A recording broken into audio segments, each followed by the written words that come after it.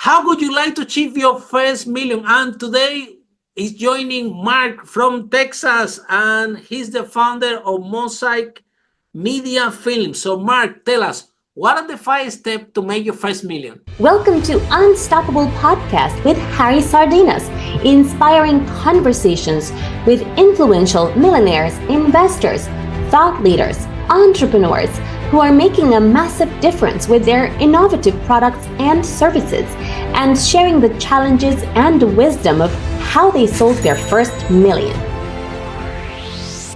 Yeah, absolutely. So the 5 steps that I would constitute, number one, I'll kind of go through these and then I'll kind of go through each one in a little bit more detail. So one is really casting a clear vision. Number two, investing in marketing. Number three, building incrementally an amazing team. Number four, getting support through coaching and other groups. And number five, really marketing and selling like crazy. So I think the first thing is you need to start with a vision. So that's step number one. Is when in the early days when I was getting started, I really was crystal clear on exactly what I wanted, where I wanted to be. I could feel it, I could taste it, I could visualize it in my mind. So doing things like writing it down, having a vision board, having that mantra every single day, you'd be surprised how incredibly powerful that can be. And when you start to put out that positive energy and those positive thoughts, things will just kind of gravitate to you in kind of a weird, kind of serendipitous type of way. I remember the moment in time when I made this decision. It's really funny because I was on the phone with one of my buddies and I really felt lost because I was doing a little bit of freelance work. I was kind of dabbling in this Amazon thing. I still was kind of running my training company. And he just said, you know what, man, why don't you just get rid of all that stuff and just focus on video? And I just had this epiphany in my car talking to him. And I said, you know what? I'm going to do that. And I just went all in on really doing video and really casting that vision of like, I've envisioned myself like getting big jobs, working with clients, building a team, and it all, is history at this point. So that's really step number one. And then the step number two. Step number two is really investing in marketing. So after I had that clear vision, one of the things that I did that's dramatically different than most filmmakers in the industry, most filmmakers, they're always getting the next job to buy the next piece of equipment. So I really, instead of buying another piece of gear, I really focused on the marketing side of things. So I really, for me, started with SEO. It took about 9 months to build that up. I invested in pay-per-click. I invested in Facebook marketing. I hired a sales rep. I was really investing heavily in marketing. So what would happen is I'd have a higher influx of leads. So I'd have more volume, more revenue, and it enabled me to go to step number three, which is incrementally build an awesome team. So in step number three, what I did was I incrementally built a team. So I started with what is the number one thing in my business that's really a bottleneck? And for me at the time, it was really editing, because when I'm editing, I need to be like in the zone. I need to be focusing. I can't answer phone calls. I can't answer emails. I can't be on shoots. So that was the one thing that I started to do. So I hired an assistant that helped me, who eventually became an editor. And then after that, I hired a filmmaker. I hired a full-time producer. Wow. 2 full-time editors. So kind of incrementally for me is how I was able to build up a great, amazing team that I now have today.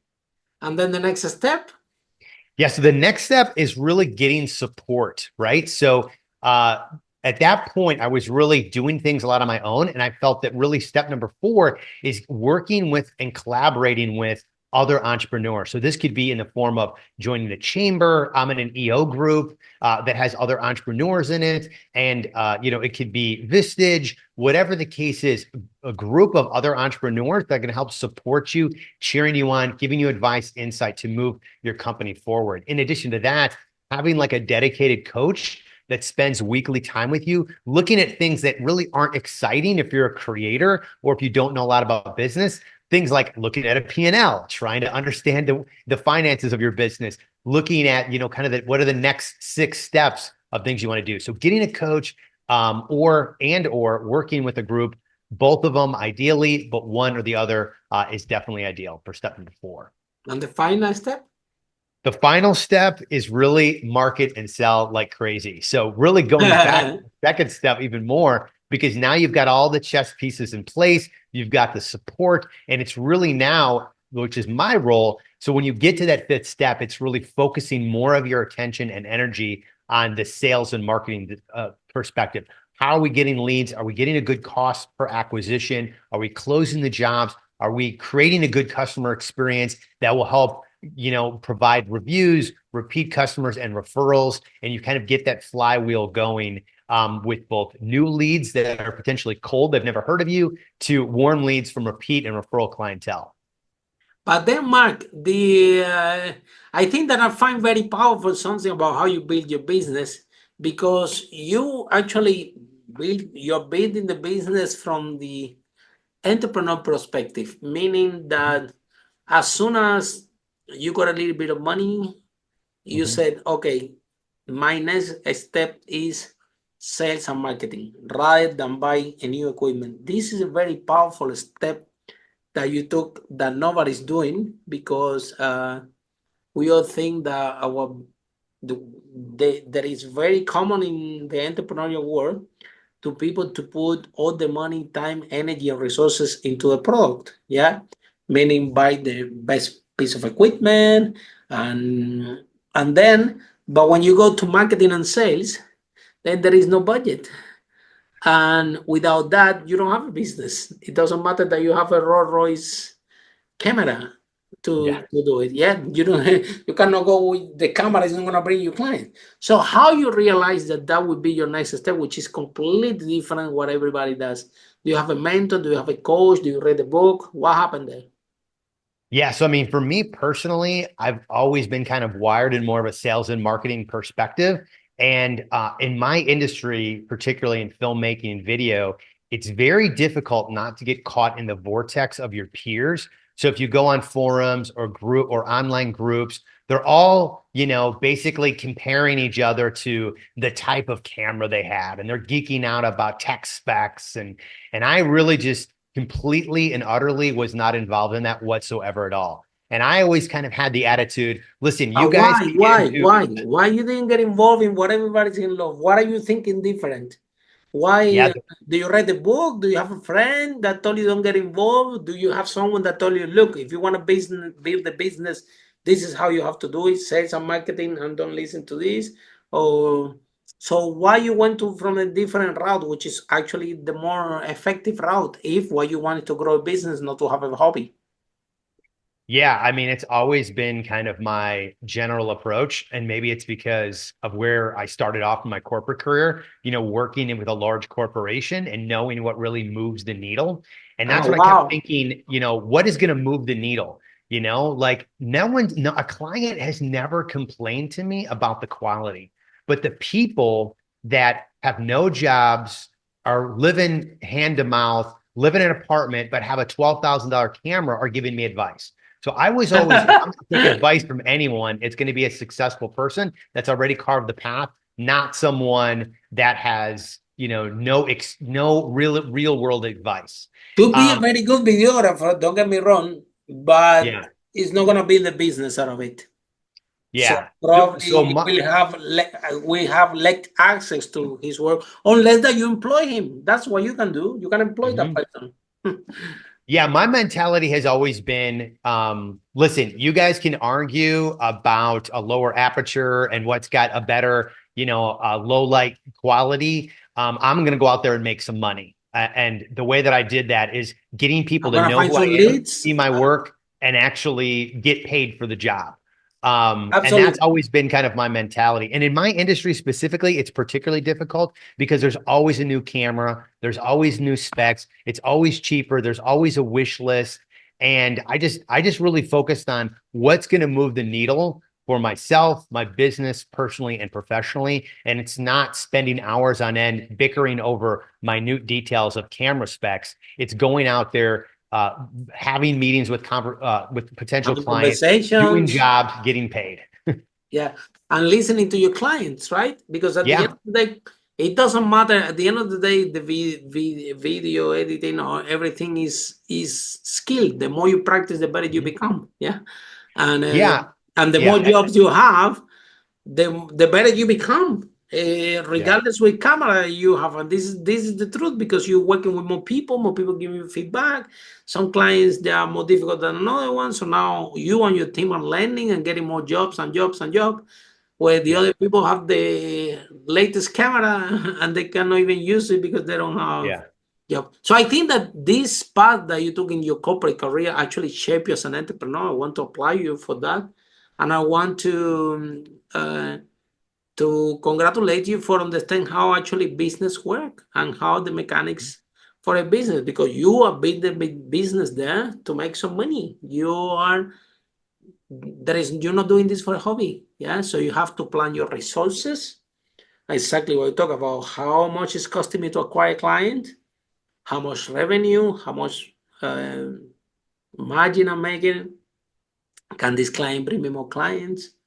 Can this client, if I do a good job, are gonna let me do a good job, so this client keep build the relationship and keep asking me to do more videos. Yeah. So, but then then the thing is that by building that team, yeah.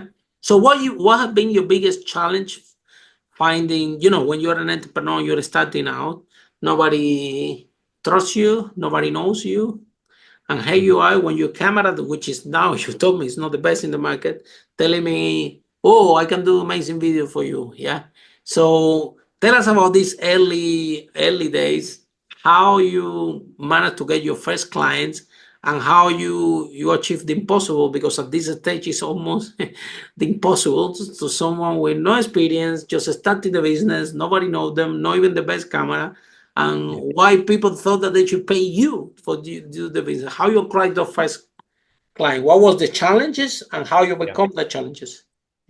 Yeah, I mean, in the early days, I had a reasonably good camera, but it wasn't thousands of dollars. Now we have the super duper crazy cinematic, really expensive. Now I can imagine that you have a Rolls Royce. Yeah, we got all the fancy stuff now because the revenue supports it. Absolutely. But in the early days, I had essentially started off in the DSLR days where you were shooting essentially with a photography camera. And the way I got started as a freelancer over 12 plus years ago, essentially was doing a lot of projects for free. So I started to network, meeting other people in Austin, offering to do it for free, more or less for experience. And so I could build a portfolio of work. I could get in the motion. I always say motion creates emotion, right? So the more that I'm moving around on a set, the more I'm doing projects in general, the more I'm moving my fingers on a keyboard editing, I create that emotion and stuff of that nature. And then I could use those pieces to then show to other people and then potentially get paid, which ultimately ended up happening. So I was in the early days networking 3 to 4 days because they didn't have a lot of money. I spent a decent amount on my camera stuff, but it wasn't an exorbitant amount. And then I really kind of built long-term relationships with people that became strategic partners who ultimately gave me a lot of jobs. And as that revenue increased, then that's when I started to invest formally into marketing. Yeah, but then, Mark, most of the entrepreneurs don't understand this concept that you just shared, especially in this industry. People start the business and they say, well, okay, if you don't pay me, I don't do the job. And they don't understand that nobody knows you, that at least a portfolio, something that people can see. People think that, okay, I have this product and, nobody knows me, I'm new in the market, but it doesn't matter. If they don't pay me, I'm not gonna do it. And then you find that exactly they're broke in the so you, on the other hand, you have like that plan inside your head that say, okay, you understood your position. I'm starting a business. I need some credibility. I need some portfolio to and then you decided to give it up Just 1 second. the hours. So how you get this mindset, this mentality?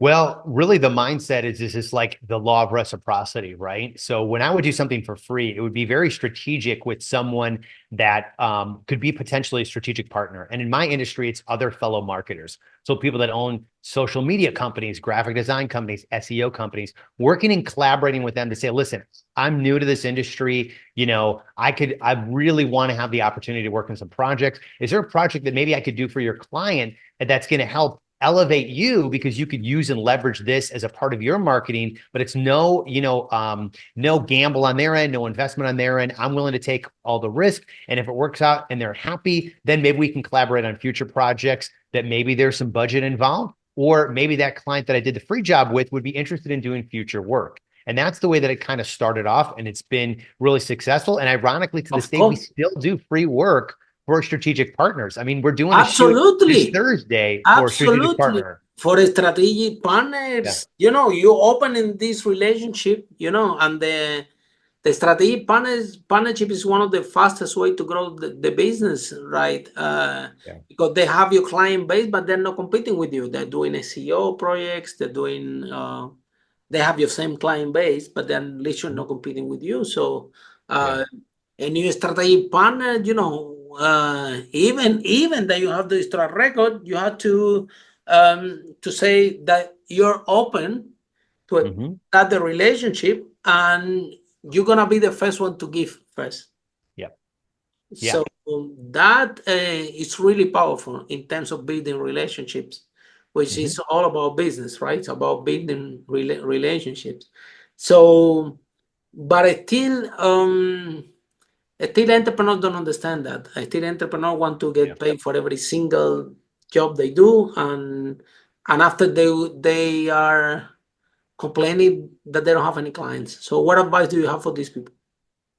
Well, I would say, how do you want to spend an investor time? And, my mindset when I first started setting up is I could sit there and I could complain and I could go on chats and forums and, complain about, oh, there's no business, or, oh, the economy sucks, or, oh, this. Or you can go out there and put some miles on your equipment or your craft and start doing work. Because when you're presenting the portfolio of stuff you do, the client isn't going to know if it was 2,000, 10,000, or 100,000, or if it was free. All they know is this is the The caliber quality, that you can expect from me and my team. That's absolutely. what's most important. So I'd rather be spending my days working on a project, refining my craft, than just sitting there twiddling my thumbs, waiting for the phone to ring when I know there's no marketing, but that's going to help that actually happen.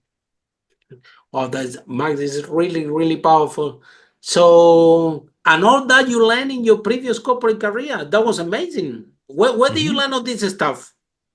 Because it Well, in seems my to me that you're doing all the right things, and a lot of things that you have done. A lot of entrepreneurs starting up the business, they find it very conflicted to do. They resisted to it, to everything that you're saying. They resisted model startup owners, not even in the media industry, but in general, and in business in general.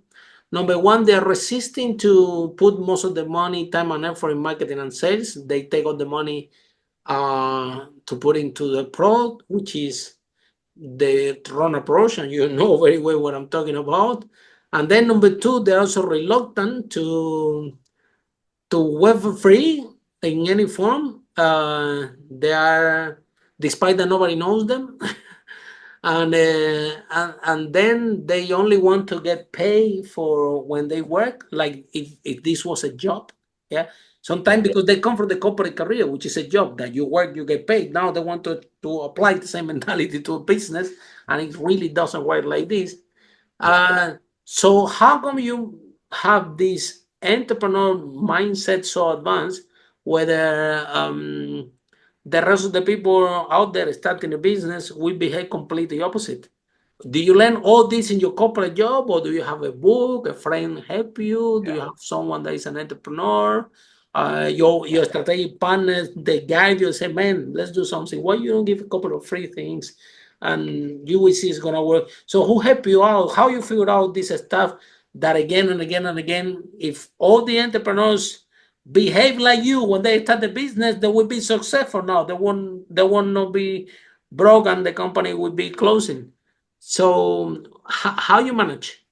Yeah. So first, never learn from the corporate world anything as far as entrepreneurship. I've gone through never nothing like that. I had a great background in like sales and marketing, but nothing from the corporate world. And I would say absolutely unequivocally 0.0 from any form of college or education on entrepreneurship.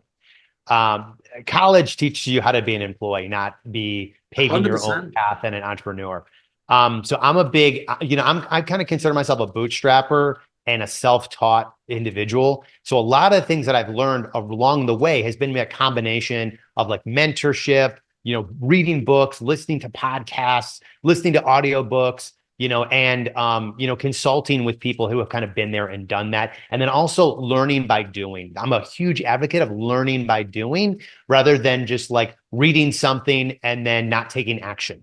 So I think the biggest misnomer about entrepreneurship in general, particularly if you're a bootstrapper and you don't have a fund, venture capitals, throwing hundreds of thousands of dollars to you, you have to understand that it's not a job. Okay. So like it is a 24/7 thing that is constantly on your mind. You're going to do things at weird hours on weekends. You're going to be working massive hours. You're going to be pushing yourself without making any money or any possibility of making money and be doing and working and things of that nature. Now, it's not for everyone. Okay. That's the thing is I think there's a lot of what Noah Kagan would say is wantrepreneurs. They want what they perceive as the life of an entrepreneur, where I've got all this money, I'm got these fancy cars, I've got all these people working for me, and that's just not reality, right? And they want that without going through all of the mud that you have to work through, that you have to walk through in order to get to that point. And that's really what a big part of entrepreneurship is. It's doing things and testing things that you don't know if it's going to work, and you're taking the best educated guess that you can that's calculated for if it's going to work. Like a perfect instance is when I started to invest in SEO marketing, right? I didn't know that it was going to work. It was 9 months of paying thousands of dollars every single month. Like, is this going to work? Is this going to work? Is it going to work? And just having the faith in the person I was working with that it would work. And we didn't even start to have an inkling of anything till at least 9 months when the first phone call came in or the first web lead came in. Wow. After 9 months of money after money after money. Wow. Yeah. Wow. That's really, really powerful. Yeah, I think that, but even if it doesn't work, the money is going to the right direction. You know what I mean? It's going to the right mindset, to the right purpose, because not everything works in marketing. You have to try it, and things like SEO takes time to actually work. Yeah, I mean, I've spent tens of thousands of dollars on testing different marketing things that have not panned out, that have not worked. But I've used that as a learning experience. Tell me about it. Okay, if I tell you my story, you cry, I will depress you. So let's don't go there. How much money I spent in things that marketing that didn't work was a total disaster. Sometime one day, true story, in Liverpool Street in London, I used to have a restaurant, they came and they sold me the thing like, we're going to put this ad in the tube station on Liverpool Street, which is one of the most busiest stations in London, and your ad is going to be there and everybody's going to come to your restaurant. By the way, it's 2-year contract, and it's like, I don't know, monthly fee, really expensive for that thing. Yeah. I was in the restaurant and I saw, wow, this thing is going to bring me clients. So I signed the contract, paid the thing. Guess what happened? They put the ad in the metro, and after 2 weeks, nobody's coming from Liverpool Street. And I'm like, hold on a minute, let me go and see the ad. And I arrive to the tube station, and I see, okay, what is my ad? What is my ad in the metro? And finally, I find the ad.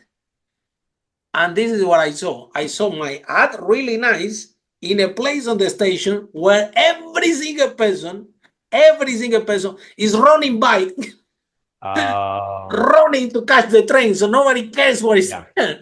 So it's not the same thing that, is in front of you, waiting for the train to arrive and you can read it.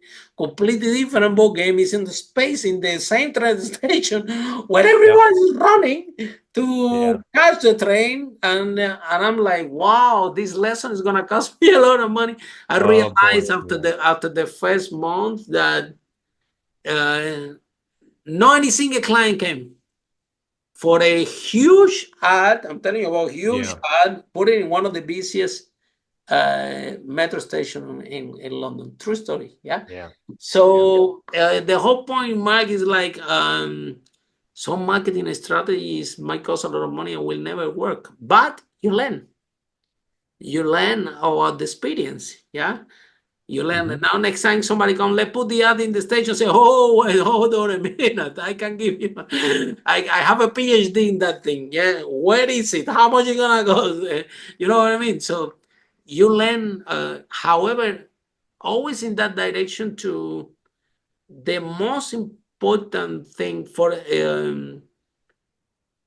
growing a business, never give up in marketing and sales, because this is your engine. This is what keep your and always try things. Sometimes for example, the strategic partnership, very powerful, really really powerful. um so how many of these one do you want to have?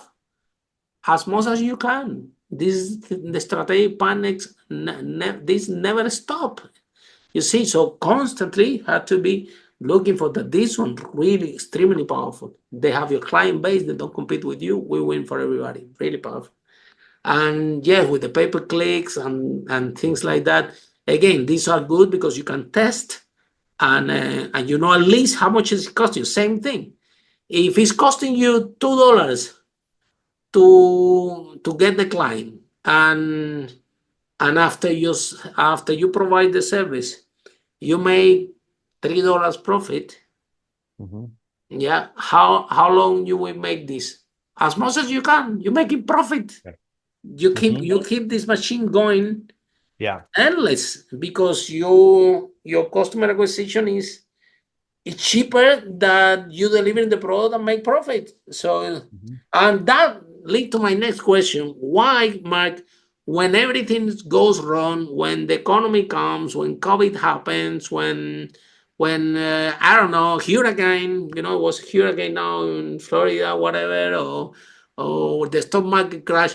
Once when something happened, most of the entrepreneurs, this is what they do. Oh, you know what? I'm gonna cut the budget in marketing and sales. So, what message do you have for the entrepreneurs out there that when things go tough, the first thing that they do is cut the money in marketing and sales rather than put the foot on the gas, because this is what everybody's doing. So, uh, so what advice do you have for these people? Well, I mean, the reality is there's always going to usually be something on. You mentioned COVID, you mentioned, stock market collapse. This year has been particularly challenging. I was actually on a podcast where Really? other agencies were talking about how this year has been particularly challenging with super high interest rates, a lot of low consumer confidence, which leads to business uncertainty, and people are not spending the budgets that they used to, 4+ years ago. It's been a slow decline, and this year it's been almost like a halt. So there's always, oftentimes conditions like Something this going that on. happen. So what's important from just a pure financial standpoint is to have the runway where you're not living hand to mouth all the time, barely making payroll. So that's you just fundamentally the most basic thing. The other thing that you kind of pointed on is, when other people are retreating, that's when you want to start kind of really pushing forward. So they always say kind of buy high, sell low in the stock market, right? Which is when everyone freaks out and they're selling the prices low, that's where you really have that conviction to say, I believe in this stock or this company and stuff of that nature, just like you want to believe in your own company, right? So when people are retreating and not doing marketing, that's your say, I believe in my company. I'm going to invest more money into marketing. So because there's still other people out there that want and need the product or service that you provide. So that's the time to get into it, invest a little bit more in marketing. You may be able to save a little bit more on advertising because everyone else is left. And that's really where you'll see to You grow. can So as save a lot of things money because hopefully will ads pick will be up, cheaper. then you'll be primed and ready for the business. This platform, Mark, Facebook and YouTube and whatever, they all work on the same way. It's like how you call it, like a bidding system. Mm-hmm. So everybody bid Yep. for certain keywords. So it's nobody's around. It's actually cheaper. Yeah. Yeah, it's better for you. Yeah. So, and then Mark, so tell us about the films that you guys produce. So you what are the type of films that you guys do, and what is your idea clients? Tell us. Yeah, so absolutely. So we work with a variety of different type of clientele, anywhere from like startups that are just, a small couple of people, all the way to big corporate brands, to even, larger documentary style or docu-entertainment type of films that we'll work on. So anything that we Oh, do, you we try guys to can do tailor. the whole documentary. That's a big job. Yeah, we're actually in the middle of working on a really large film project right now. That's an hour Wow, long feature. So we'll do things of that scale as well as even a kind of some, film. yeah. Wow, but Mark, film is a really, I tell you because I've been in few movies already. Film is a completely different ball game. The cameras are so Yeah. huge. Yeah. Yeah. Yeah, It's a totally different dynamic. And we have to kind of really switch gears when we're working with a short form kind of doc style, corporate film to we do live streams, we do events, and then obviously larger features that we'll do as well. So we really have a lot of capability based on the type of clientele and our interest in the project.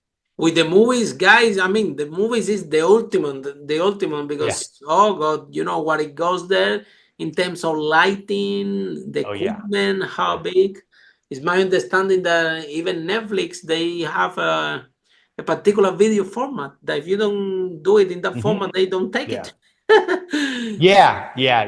Yeah, for sure. They want specific types of cameras and things like that, but it's a totally, upscaled thing in relation to what we do for corporate films, because you have to have, set dressing, you have to have casting directors, you're working with talent and, getting the scripted lines to be dialogue properly. You're really dramatically lighting the every scene, more so than we would do on a corporate film where we light the scene and Absolutely. then The we'll film movie in got different to angles. take Here, you're constantly changing the lighting depending on who is being filmed at that particular moment. And there's a lot of other dynamics. So they're longer days filming with cast, crew, and things like that nature. Where if we go into a corporate shoot, it's usually we've had a different series of ball game. planning meetings. We film, we do interviews, we get B-roll, and we can kind of usually be in and out within a day. So it's hindrance on their day-to-day operations. The movies are very intense. You have to take shots Yeah. from so many different angles, and Yeah.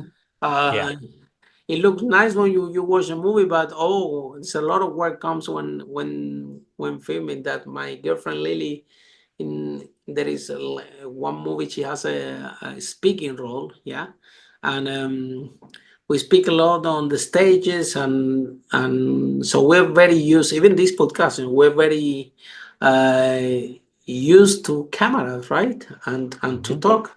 This is something that we don't have any issue. So and when she was, so I was confident. I said, "Oh, Lily would be fine shooting the movie and everything. It's just the same thing. She's in front of the camera and she has to speak." Wow! When I saw all these three huge camera with the big Yeah. lighting going to Lily and Lily had to speak, I said, "Oh God, this this is not gonna end up well." But she managed Yeah. on the second take, I think. But I'm thinking, wow, this is not a camera that Yeah. that we are used to. This is a huge piece of equipment.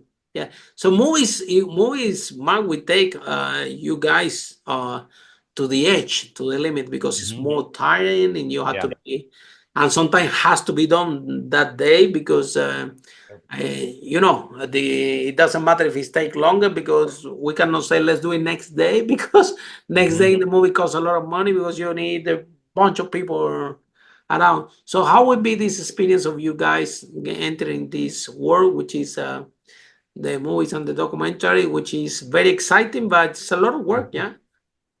Yeah, it's a tremendous amount of work because they're very long form. A lot of the stuff that we'll do in the corporate world, long form is considered like 2 to 3 minutes, right? And longer form film, 60 minutes and above. It all depends on the viewer's attention span and stuff and the context in which it's being shown.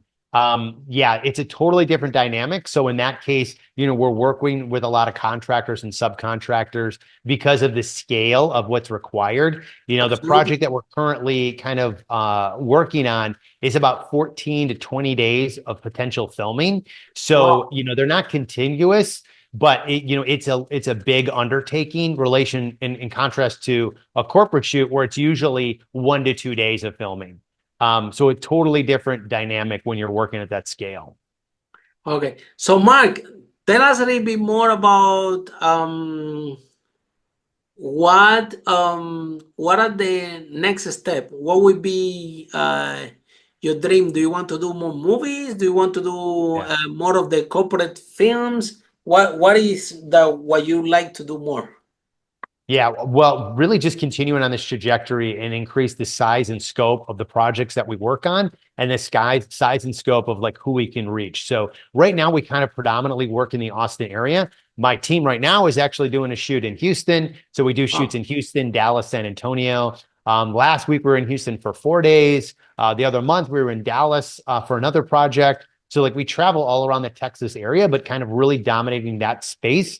And then kind of beyond that, even further, is really the goals and aspirations I have for the company, not only from size and scale of projects, but size and scale of who we can reach, outside of Austin.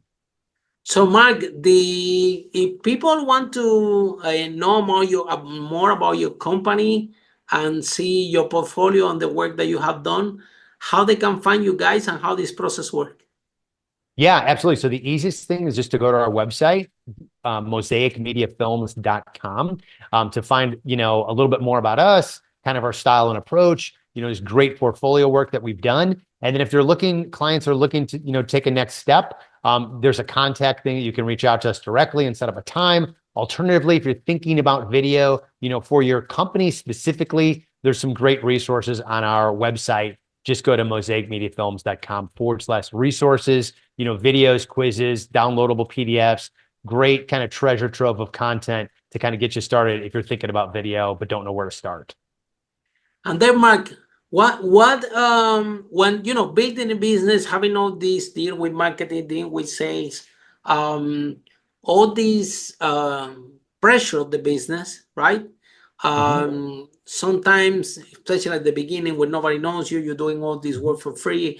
All in your mind, you are thinking, maybe family friend or a friend told you, "Wow, you stupid, you're doing this job for free, and it's not paying you. You should drop that." And so, how you keep your mind um, strong, yeah, Yeah. to know that you were doing what leading you to the right path and everything's gonna work out. What do you do? Do you go to the gym? Do you go to the park? Do you go to a club Yeah. and dance? How do you work on yourself? Because I know that for build the type of business that you have built, you need to have a lot of self-confidence within you. Also, don't have ego because I can see that you you don't have you're doing this business actually to grow it and to Mhm. actually turn into a business. You're not making about yourself, you're not making about you want to have the best piece of equipment or the best piece of this. You actually there to find your clients, to deliver a great experience, to have an amazing team that deliver this great experience. And you have to be prepared mentally and be solid, even now dealing with a large team. So what do you do to release the negative emotions or the negative thing, especially that people told you at the early beginnings?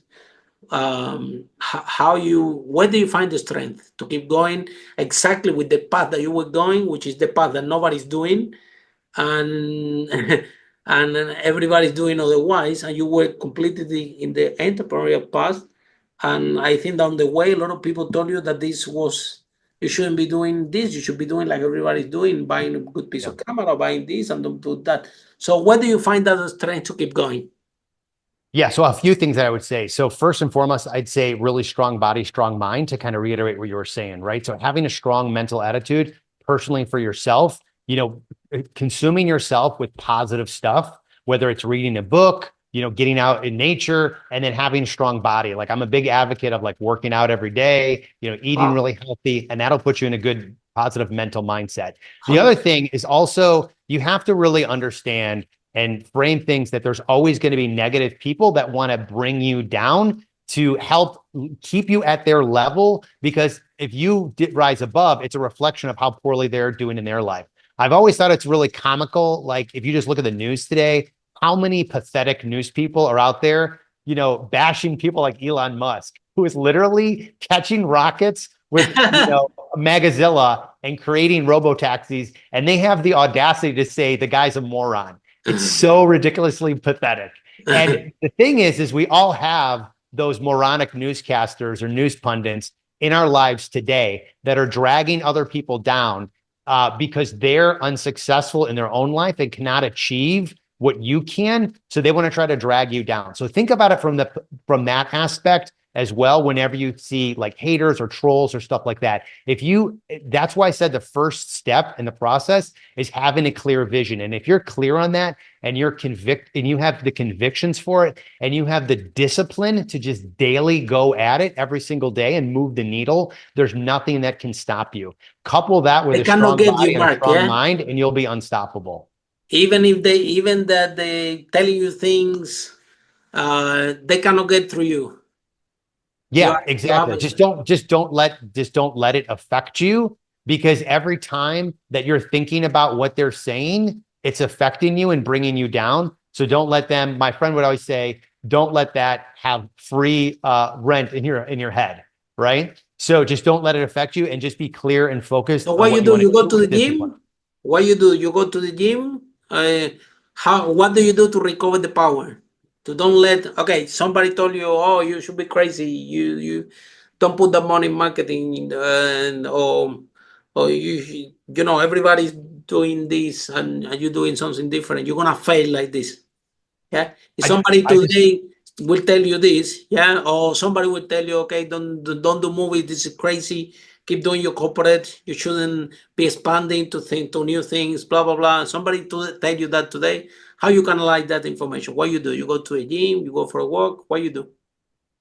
I just basically say to myself, what is core to myself and what is core to my gut and how do I feel about the situation? Because at the end of the day, you're the author of your own story and you're the main character in the movie. So you're going to make the decisions on what you feel is best for you. Now, you're going to get advice that's good. You're going to get advice that's bad. It's your ultimate decision to discern that and take the actions every day, because every day you have a choice to make a decision that's going to bring you closer to your goal or further away from it. Sometimes you're going to swing and miss. Other times you're going to hit a grand slam. And you just want to take those data points and move that forward on, ultimately what your goals and aspirations are.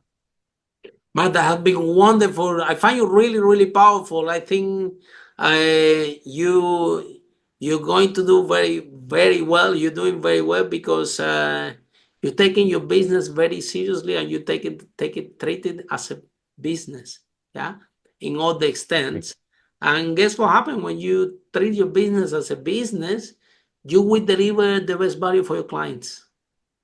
Absolutely. Because that experience, that is important for your company to move forward. And with all the experience you guys have already, you know exactly what the clients want, what they want, and how to deliver that ultimate experience. So I applaud you for being so young and so driven. You look very, very young. And for the rest of you following, so then Mark again. So the people, they can find how they can find your company. mosaicmediafilms.com. Okay, very good. And then for all of you,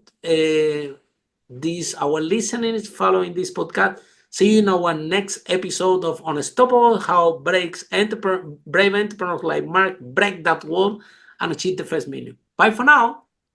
Thanks so much. Follow us for more interviews with world's most influential, audacious entrepreneurs that overcame challenges and adversity, providing you with the blueprint of how they sold their first million so you can grow your business exponentially.